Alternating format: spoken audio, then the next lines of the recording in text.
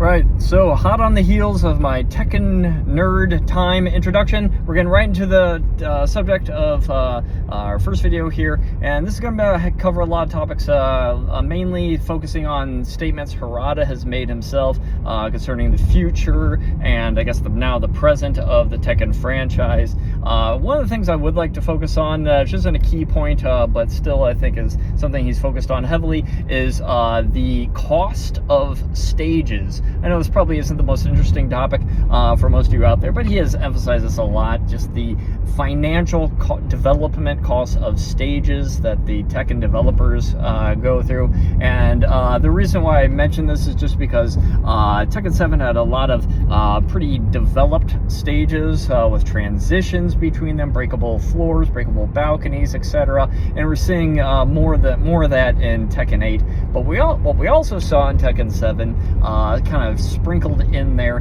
was the classic stages, Geometric Plane and Kinder Gym, which are obviously more low budget.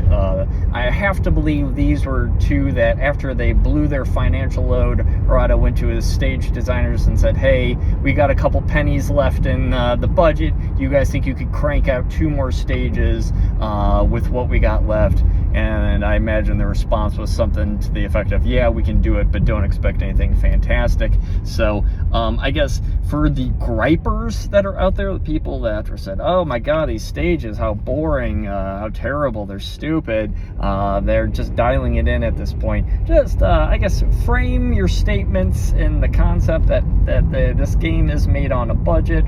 Harada has a boss above him that is putting a financial cap on everything, and I'm sure Harada fights tooth and nail to get that budget increased as high as possible, but by the same token, that means he's got to push more units, so he's got to be a wise manager of his team there, and the expectations of units sold afterwards. So anyways, that's just a aside, and just an example of how we're going to be using some of Harada's statements in this video to talk and elaborate on. So I guess one of the other points that I'd like to talk about here is an emphasis. This has come up repeatedly on character, personality, and while not explicitly said, but I think synonymous with that would be, with personality, would be individuality. And I think this first came to a head at the end of Tekken 7's lifespan, where Leroy was introduced, and they actually released a video just talking about the design of this character, because obviously everyone was kind of expecting the return of Wong Jinri, even though he's died in Tekken 6, but still, instead we get Leroy, and the deviation in his character design. I mean, he's got gold chains, he's got old man sunglasses, he's got an unneutered dog running around on the stage, so it's a very far deviation. And Harada, I'm paraphrasing, but I believe he did say something to the effect of, do you guys really want another Asian martial artist in this game? Showing that, you know, they're kind of tired of doing the same thing, and they want this to be a more worldly game, despite what Nobi says. This is not a Japanese game, this is now a worldly game, Tekken World Tour, and we're seeing more and more of this as they're getting more, they're using a lot more of Europe, they're using a lot more of Middle East, they're using a lot more of South America as characters. And in previous Tekkens, let's go back to Tekken 3, Eddie Gordo, Brazilian character, and he used a Brazilian martial art, and what a great move that was. Clever design, but they quickly realized, most of Europe doesn't have a lot of martial arts. They're not martial arts guys in that area. Great for Soul Calibur, because a lot of weapon emphasis there, but not great for martial arts games. So what do? They just start taking traditional martial arts and just moving them to other countries, and it worked. We also see this in Tekken 7 with Lydia, a character from Poland. What is her fighting style? Is it some type of unique Polish exclusive martial art in the same way that capoeira was to Brazil? No. Her fighting style is just karate. She just does karate, a Japanese martial art, but she's Polish. And that's fine, because we live in a world of globalization, and everything is everywhere these days, and that's fine, because they obviously want to push a more worldly view of this game and the characters in the game. Because, I mean, I'm sure there's some kid in Poland who loves playing Tekken and absolutely loved it when he saw a Polish representative of them. And to that end, today is Thursday, November 2nd, and we just got the trailer drop for Victor, and he's a French character, and is he fighting with a traditional French fighting style? No! He's got weapons, he's got knives, he's got swords, he's got a gun. Heavy draw emphasis from Noctis, I gotta believe, there, just because he was a creatively successful character in Tekken 7, but obviously they in all likelihood lost the licensing to Noctis at the end of Tekken 7, can't use it in Tekken 8, so like, hey, let's take our successes from that character and make something all new, and we're just gonna make him French, because hell, we don't have a French character. And then going back to our first topic about stages, we see that his stage is Paris, France, because when you think of France, the first place you think of is Paris. And this seems to be a repeating theme in Tekken 8 as well, because we see that Leroy's stage looks pretty damn similar to Times Square, New York, the most iconic stage in America. And Jin and the other Japanese characters, where is their stage? Tokyo, Japan. So they seem to be grasping heavily on the most iconic areas from each country. I guess Azucena's stage, maybe not the most iconic thing you think of when you think of Peru, but nonetheless. Anyway, I wouldn't be surprised at all if Steve gets a stage in London, or a London-like area, or maybe more rural, because England is actually has a lot of rural lands around it. So anyways, so yeah, character personality definitely coming through quite a bit in this, and we're seeing a deviation from yet another Asian martial artist character with Victor being released. So that's pretty interesting. I guess to kind of, again, going back to what I said about griping about stages, and there's a lot of griping that came around whenever we found out that there was going to be both Kuma and Panda as different character placements on the roster. How disappointed everyone was. Oh my god, they basically play the same. Why would we have two placements for them on the roster? What a waste. For those of you who don't know, a little history lesson, Kuma is the Japanese word for bear, and he's a bear, a grizzly bear, or at least a brown bear. And back in the old days of Tekken 2, you could select him in Kuma, and you got a bear. But if you hit start, pretty sure it's start, you would get a palette swap, and he was not Kuma, he was Panda, and he was a panda bear. Functionally, he was exactly the same. In fact, there's no difference between the two characters, it's just a palette swap. But over time, they have actually split these into two characters, albeit minutely. So whenever people saw that we're getting two spots for this, everyone was up in arms about, oh, I gotta get on the highway. Alright, so yeah, so we say, but I think we need to take a larger look at this and give Harada a little respect. If nothing else, he's not a fool. He knows what people's opinions on the Bears are. I mean, we've seen his own opinion on the Bears whenever Ranchu won Season 2 of Tekken World Tour. Panda? Really? So yeah,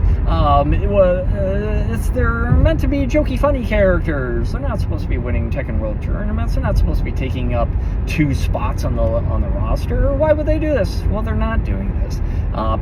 This is speculation at this stage, but I'd be willing to bet $20 to one that Panda will have our traditional bear fighting style with the bear stance on all fours with the claws and the biting. Well, Kuma has been heavily hinted at having Hayachi's fighting style. Hayachi now being dead, but there's still a lot of Hayachi fans out there. What a clever way of keeping his fighting style in the game by transitioning it to his student. And I mean, what a traditional thing for martial arts movies to have as well. The sensei is killed, and it's up to the student to avenge his master by perfecting his techniques and moving on to defeat the one who defeated his master, which probably won't happen in the story. I don't imagine Kuma's going to take out Kazuya, but nonetheless, it's a classic in martial arts movies that to which Tekken takes huge draw from. So we can as heavily speculate that Kuma is going to have much of Hayachi's moves. This is not news. This is pretty much a safe bet, but I'm willing to go one step further. Still, same bet, $20 to 1. Let's think about this for a moment. If he really is Hayachi's pet, then he's going to have Hayachi moves, and we could easily imagine him having things like forward 2, down forward 1, 2, back 2, down forward 1, 2, all those heavy arm moves that we've come to, heavy upper body moves that we've come to expect from Hayachi. But that's not a Mishima. A Mishima is a wave dash machine. I'm willing to say Kuma's going to have a wave dash. I'm putting that out there. And I'm going to go one step further than that. Because let's think about this for a moment. We have this big, hefty bear wave dashing around, throwing his body weight around. Who does that sound like? That sounds a lot like Bob, who also has a wave dash, who also has a girth about him. So I am willing to go one step further and say that Kuma is going to draw heavily from Bob as well, with belly moves and throwing his body weight around. I would love to see Kuma have what's his name? Bob's Crouch Dash 1, the electric bacon fist, as some people have called it. So $20 to 1. Kuma not only gets Hayachi moves, but gets Bob moves. Identifiably Bob moves, and with that, we will see the extinction of Bob, who has repeatedly failed to get any traction in this game. Use the word traction similar to the way that any of you pro wrestling fans may use it, with characters that just don't get over with the crowd. And Bob has never gotten traction with the crowd. So but Kuma, he gets enough. He gets enough traction there, and he's been around forever. He's never not. He could be not be in the game, but he's probably going to be in most of the Tekken games going forward. So I see that as a safe bet. $20 to 1. Hayachi moves and Bob moves in Kuma. Let's go. He is going to be very different from Panda as we know her. She's going to have more of the traditional bear form. Third point of this video is just going to be talking about traction, actually, and failures of traction in Tekken 7. Josie, Katarina, and Lucky Chloe did not get the traction they were hoping for. Clearly, not well received characters. But what did they do? Took the finer, successful moments of those three characters and boiled them into Azucena. Also added a lot of cleverness with new things in with Azucena. She's not a mimic character by any means. She's got a lot of new things going for her. And so far, we've only been able to play her in the beta, and undoubtedly, she will change before then, because she seems to be rather powerful in the beta. But anyways, traction and failures of traction, and how they have the lessons I believe they've learned from Tekken 7. And I think we see that in today's new trailer with Victor. I don't know when this video is going to post, but today the Victor trailer got released. So we got Victor and clear draws from Noctis, and you could say Kunimitsu as well, but that's just because there's a fair amount of bleed over. I fully expect Kunimitsu to be in Tekken 8 just because she is so beloved and has already had one long stretch of time without her being in it. So I expect her to be a DLC, undoubtedly. So yeah, so Victor, I think they have taken the successful moments from Noctis, and probably will draw a bit on from Negan as well, on the other weapon-based DLC that they probably do not have the license for anymore, and they're going to roll that into a new character, but with lessons learned from older characters that they can no longer use. So clever learning, clever design and development from the Tekken team. So I'm really excited for that. I guess last bit of speculation is that we've seen, this could be about costumes. We've seen that in the beta that they are releasing Tekken 7 character costumes, and we will probably see that as continual DLCs. I fully expect a Tekken 6 bundle of costumes, a Tekken 5 bundle, probably even going back to Tekken 4 bundle. I'm willing to bet, again, $20 to 1 that we will get Nina's bubblegum pink cat suit costume from Tekken 4 as a DLC costume for her. And again, $20 to 1. I'm at, that's my 30-minute drive to work today. I actually started this video late, so it didn't take the full 30 minutes, and I've hit all my points anyways, so we're gonna end this, and that's it for official video number 1 for Tekken Nerd Talk.